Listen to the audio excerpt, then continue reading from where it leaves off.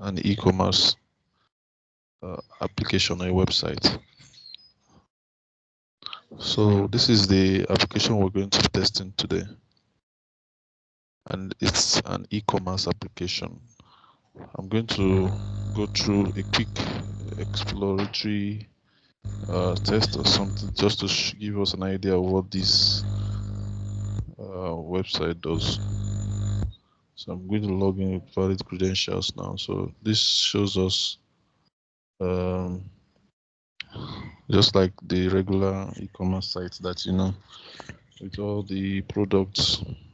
So it also has the carts, the feature here where you can add some items to carts and then you can check out. So let's try adding some items to the carts. So once I click on add item to cart, notice that it's indicated there that we have one added. So as many as I add, it will be shown there. So when I click on the cart to see what I've added, so I can see all the items I've added on the cart, and I can click on checkout, provide details. Let me say Jake, this is not my name. Cool. Some random numbers there. Then continue.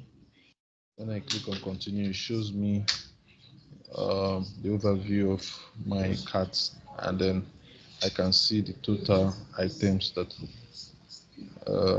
I am buying, the tax, and then the grand total. So what we want to test now, so once I click on finish, it tells me thank you for your order.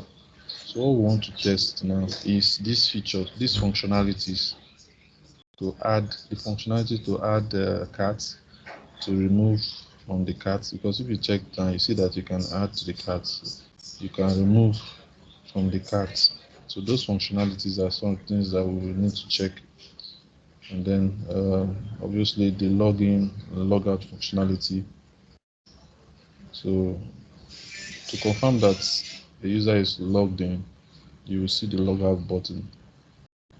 And to confirm that the user is logged out, you will see the login button.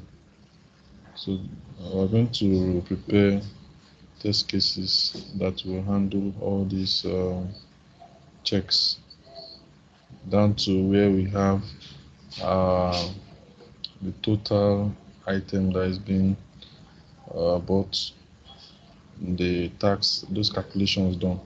So I'm just going to show you the test, the automated test scripts that I wrote. And then we'll do a quick test run. Then maybe we'll find times to show how this is done.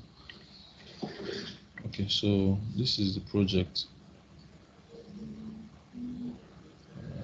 So one of the things I would like to quickly explain is the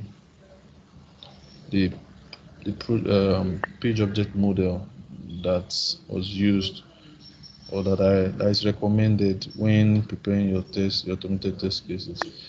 You should be able to separate your the pages from the test cases. So that's the idea of the page object model. So I have all my locators or selectors in one package, separate from where I have my test case. So that's the idea of the page object model. So I'm going to close all the windows here now so that you can, all the tabs here, so you can see what is in each of these tabs.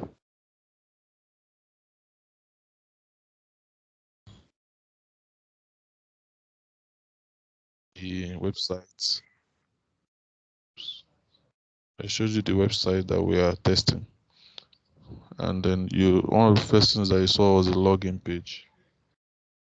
So this is where I'm able to capture all because every web page has web elements. So I'm able to capture all the elements of the login page. So this is the way I'm able to use my drivers to interact with those elements. So these elements here, so it's very important for you to use selectors in capturing those elements. And then one of the selectors that I recommend is the expert. So let me quickly show you this part selector. So if you have your browser with you and you're able to access the application, you for you to interact with this with any elements on the page, you have to first and foremost install the extension on your browser called Select Hub. So on my own browser, I already have the Select Hub installed. That's why you are seeing the option here. So if I want to, for instance, interact with this username field here, I will just check here, select, right click on the page on that particular field and go to inspect. Then I will see my Select Hub tab here. So if I want to select this particular field, I'll just do this, copy relative expert. So just to confirm that I selected the right one, I paste it here and it's able to identify that one element matched. So let's see if we can do the same thing for this one. So this is just to explain how I'm able to capture the elements. See that it also captures that element.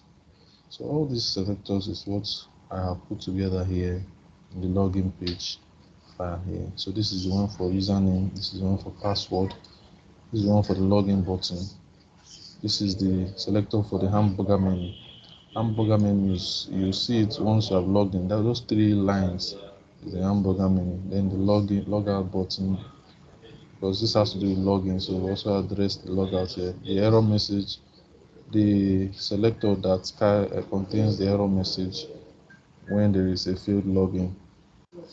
Okay, so yeah, so first things I put together all those selectors and store them in variables, their corresponding variables like username, password, this and so that's.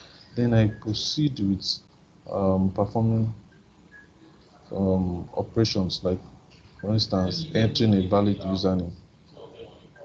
So this is a method that you use in entering a valid username. So in this method, you can see that there is a parameter passed in that method. There is a string for my user.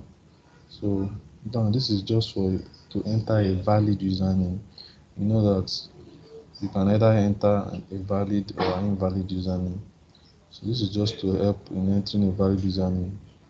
So because our driver does not have an let's say an implicit weight, we have to state the weight explicitly, else is going to time out.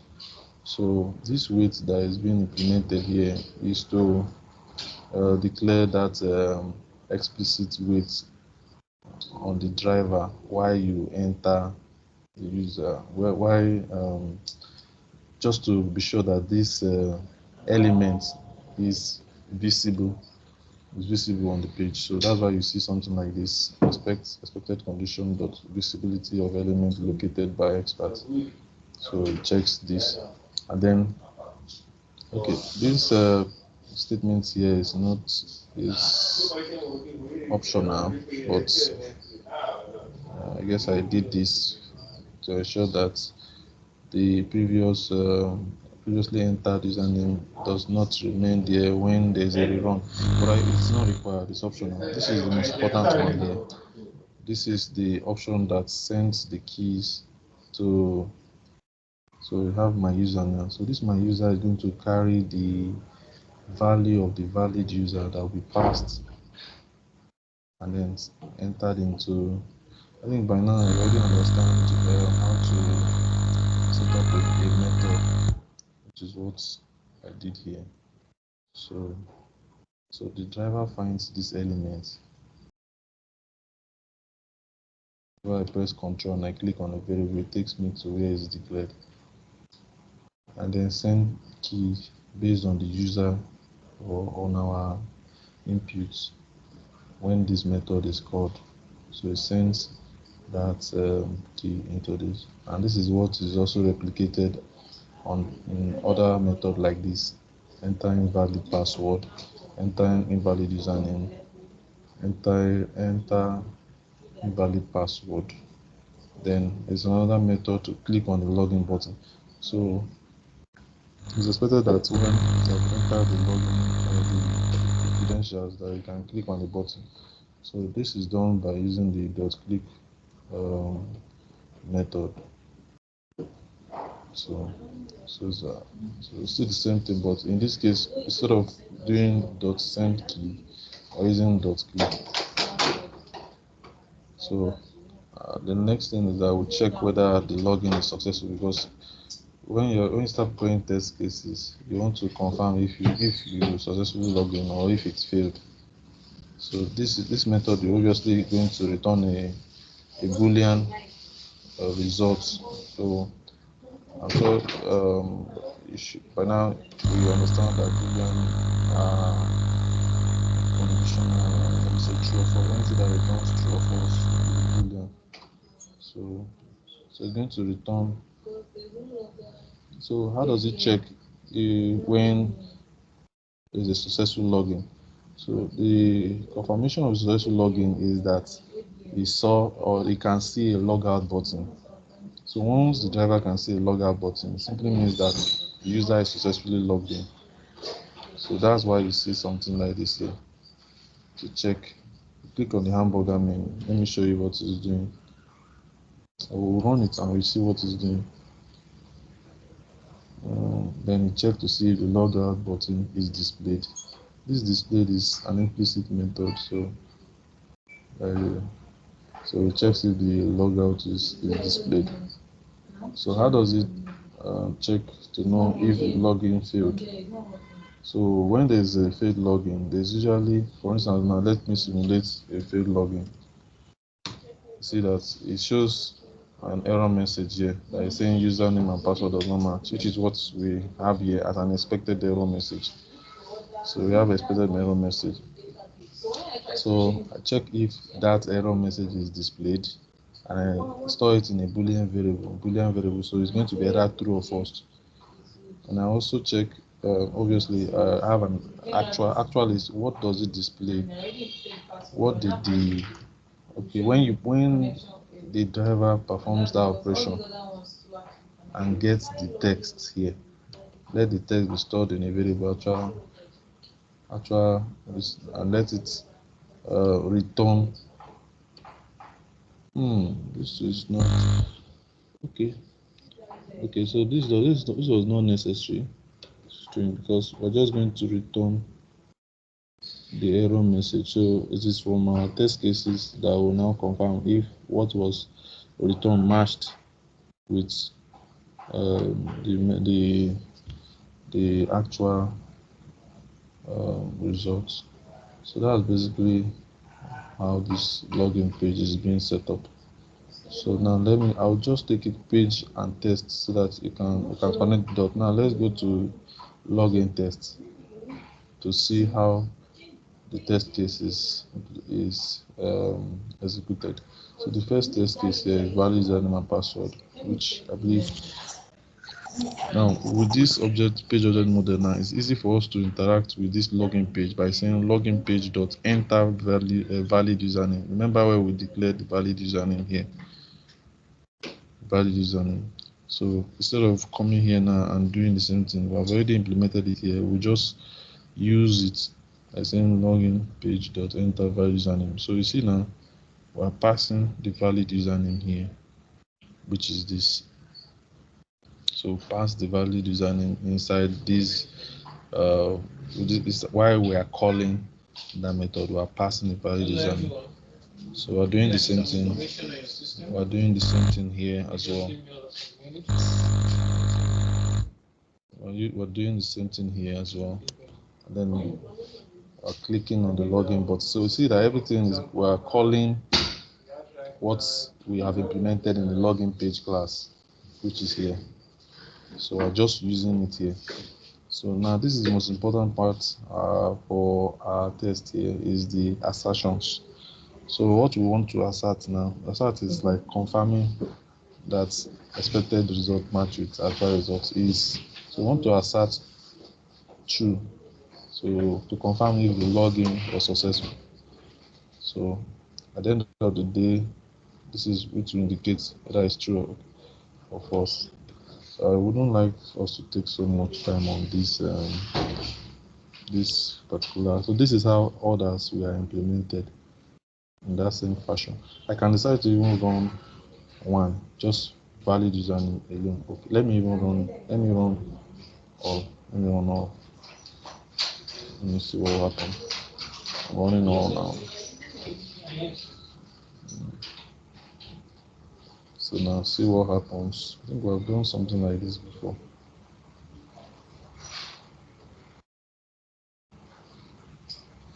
So to enter the invalid,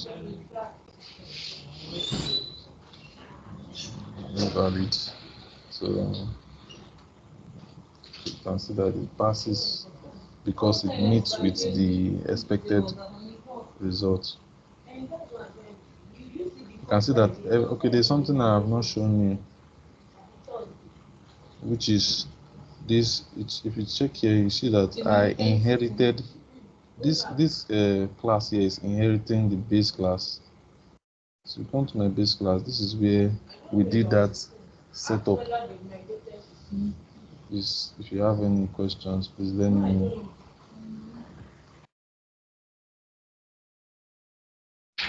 I remember this one. This is before method, after method. All right. So this is where we did the setup, where we have the before method, after method. So the only difference is that I have a method where this is implemented, initializing my drivers. So I'm closing the drivers.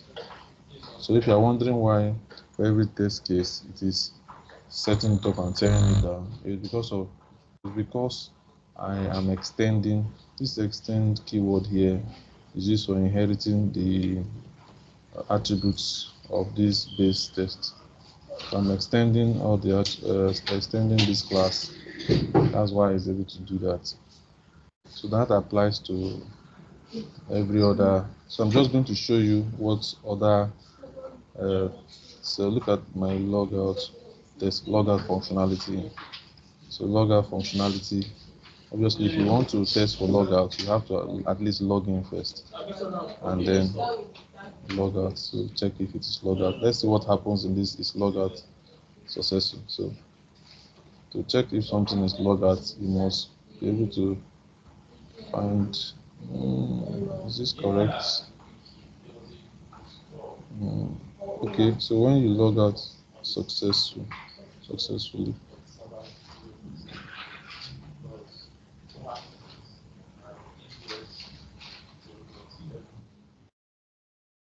okay, I think what happens here is that logout error. Why is it showing logout error?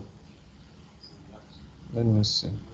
Anyways, let me just go on. Let me run this test case and see what happens. What's really happening here?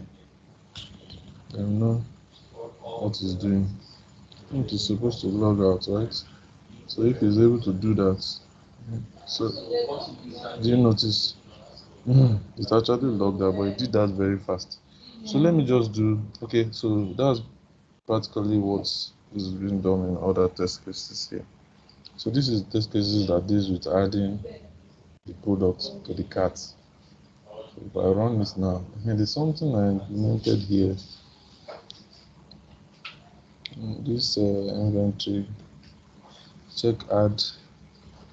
So I figured out how to do this, clicking on the add to cart button like automatically without having to do it one after the other. So using this, so for every wherever you see the add to cart button, it will click it and store it in a list. So that's what is really going on here. So this actually helped me in doing all those. So let me just run this out and see. So you notice that okay, this video is already taking too long. But let me show you how this is working.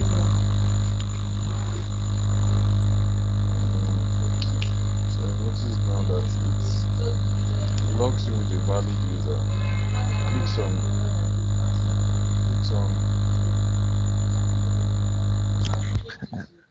That happens so fast.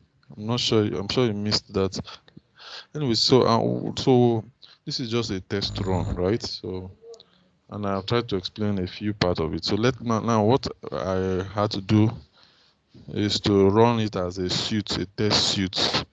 So this to be able to run as a test suite, you need TestNG, which is part of what you added. So you have to create a file called the testng.xml file, and then you add all your test cases as a class. So this is what I did here. I know this is not clear to you yet, but it's just a test run. So eventually we'll take this one at a time on another project or the same project, and that will make sense.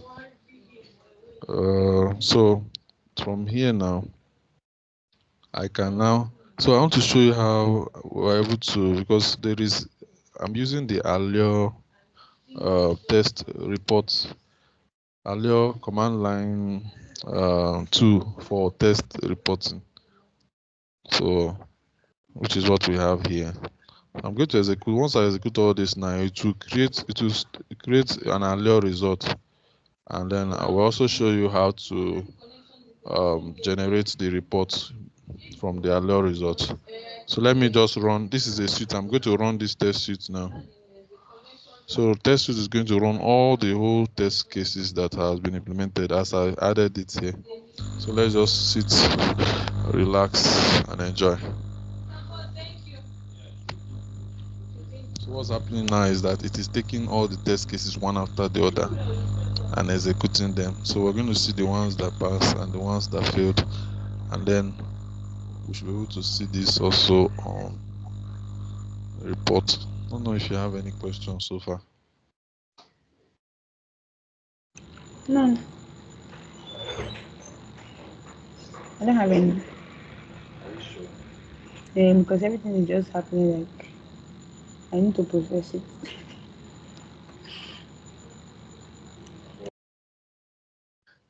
I hope it's not complicated. The test cases part is not complicated. Well, this test suits and that other part before you came here, it's kind of complicated.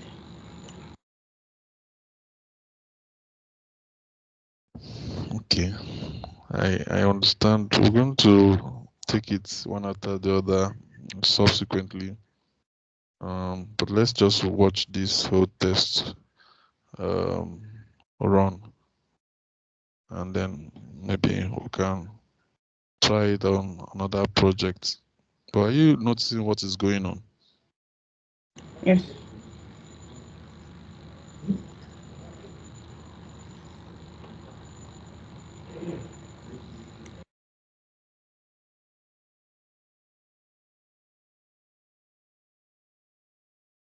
Okay, so we are finished running this test suite. So the next thing we're going to do now is to generate a report using our Allure command line tool. I'll open. So obviously, so if I were to, this is where the test results are. But it's not just enough to have test results. You need those test results to generate the report. So I'm going to do this. I'm going to copy the parts so that I can access this where my test results are. So this is where I have my test results. So what I'll do now is from here I'll just go straight to my command line cmd, and then I'll run a command. So first and foremost, you must make sure that you have installed Allure on your system. So you can do that by going to the Allure website. Let me show you that. I think I have it set up somewhere. If you type on Google Allure binaries for Windows, the first thing that shows up is the releases. So you can come here and then you can download this one, the zip file. So once I download, I have already downloaded it. Once I download it, it will appear on my downloads and here. So what I need to do is to go to my bin, the bin folder. and then copy the path here and add it to my environment variables. So if you are familiar with the environment variables, then this should not be an issue. So you add it as a system. Oh, okay, okay.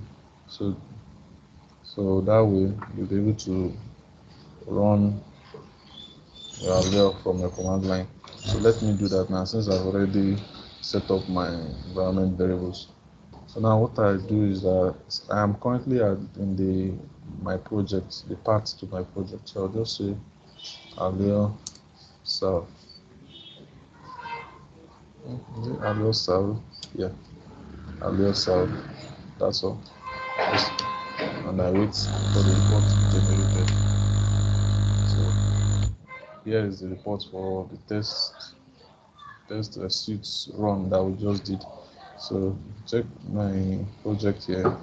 You see that I have 13 tests and then 3 failed, 10 passed, which is what you are seeing here now. 3 failed, 10 passed. So based on the exit criteria and um, the defect that was raised, if they are critical, so we can now determine if this um, this whether we can push to production or if it must be fixed before we can proceed with deploying the application from test environment to production. So this is basically how a test run of this application. So I like this Allure tool because I mean it makes reporting much easier and you know, easy to set up.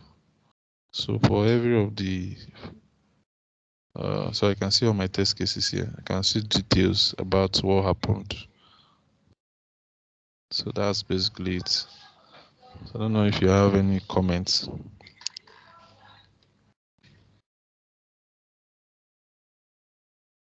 So it's a new development for me, or I think with time I'll get to understand it better. Okay, so like I said,